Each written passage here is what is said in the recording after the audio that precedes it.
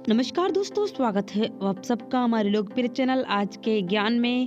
जनवरी माह की पहली पूर्णिमा 25 जनवरी 2024 को है। पौष मास की पूर्णिमा के दिन व्रत करने वाले अवश्य सुने ये व्रत कथा, जिससे सारी मुश्किलें होंगी दूर।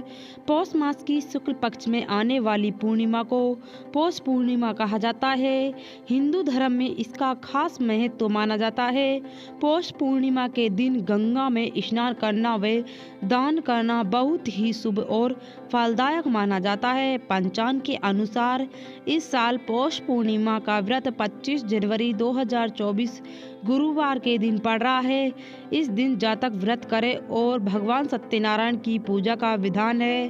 पूजा के बाद सत्यनारायण की कथा अवश्य सुने और सभी को सुनाए। तो कथा प्रारंभ करते हैं।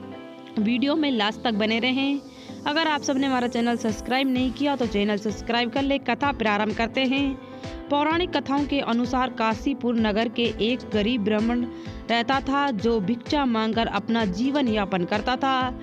एक बार भगवान विष्णु एक बूढ़े ब्राह्मण के रूप में स्वयं ही गरीब ब्राह्मण के पास आए और कहने लगे, हे प्रिय सत्यनारायण, भगवान मनवांछित फल देने वाले हैं और उनका व्रत व पूजन करने से मनुष्य की सभी दुख दूर हो जाते हैं। तुम भी उनका व्रत व पूजन करो, तब वे प्रकार के दुखों से मुक्त हो जाओगे। इस व्रत का मतलब मात्र भोजन ही नहीं लेना होता समझिए, बल्कि उपासना के समय हृदय में ये धारण होना चाहिए कि आज श्री सत्यनारायण भगवान हमारे पास ही विराजमान है।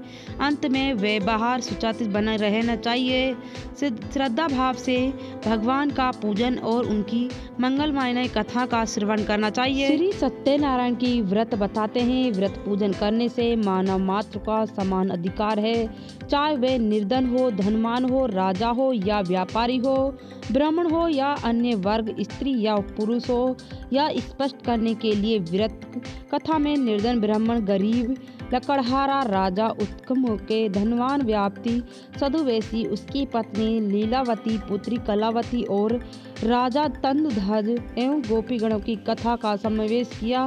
कथा अनुसार जिस प्रकार लकड़हारा ने गरीब ब्राह्मण उल्कामुख गौण के व्रत रखा, सत्यनारायण भगवान की कथा को सुना।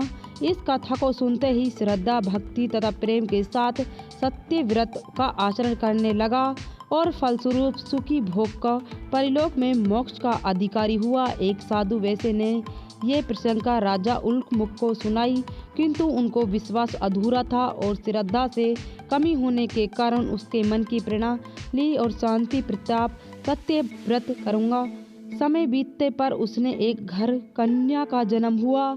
तब उनकी पत्नी ने व्रत की याद दिलाई तो उसने कहा कि कन्या के विवाह के समय करूँगा। कन्या के विवाह का भी समय आ गया और पत्नी ने याद दिलाया, उसके बाद टाल दिया। इसके बाद व्यापारी अपने दामाद को लेकर व्यापार के लिए चले गया। वहाँ उसकी चोरी के आरोप में राजा चंद्रकेतु द्वारा दामाद सहित कारागार में डाल दिया गया। उसने अपने घर में चोरी हुई पत्नी लीलावती और पुत्री कलावती भिक्षा करने लगी और एक दिन कलावती ने किसी के घर में सत्यनारायण भगवान का पूजन देखते हुए देखा कि घर में आकर माँ को प्रसाद दिया। तब माँ ने अगले दिन श्रद्धा से व्रत पूजन कर भगवान के पति और दामाद की शीघ्र वापसी आने का वरदान मांगा। श्री हरि प्रसन्न हो गए और स्वयं राजा को कहा कि वे दोनों भेदियों को छोड़ दे, क्योंकि वे निर्दोष है। राजा ने अगले सुबह उनको धन धान्य देकर प्रचुर द्रव्य देकर उन्हें विदा किया। घर आकर पूर्णिमा और संक्रांति का सत्य व्रत का जीवन भरा आयोजन किया। परिणाम स्वरूप वे संसारी सुख भोग कर मोक्ष को प्राप्त हुए।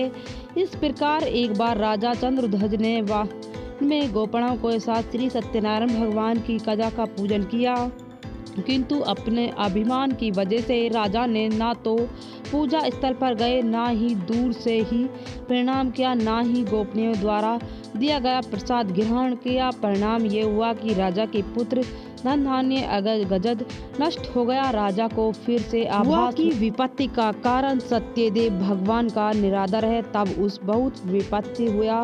वह तुरंत वन में गया और गोपनीय गणों को बुलाकर उसने सत्यनारायण भगवान की पूजा विधि पूरी करी और बाद में पूजा भी की। फिर उसने उसी प्रसाद को ग्रहण किया तथा घर भी लेकर आया। ऐसे देखकर विपत्ति टल गई, उसकी सारी संपत्ति तथा जन सुरक्षित हो गई। राजा प्रसन्न से भर गया और सर्वदेव भगवान को अर्पित किया।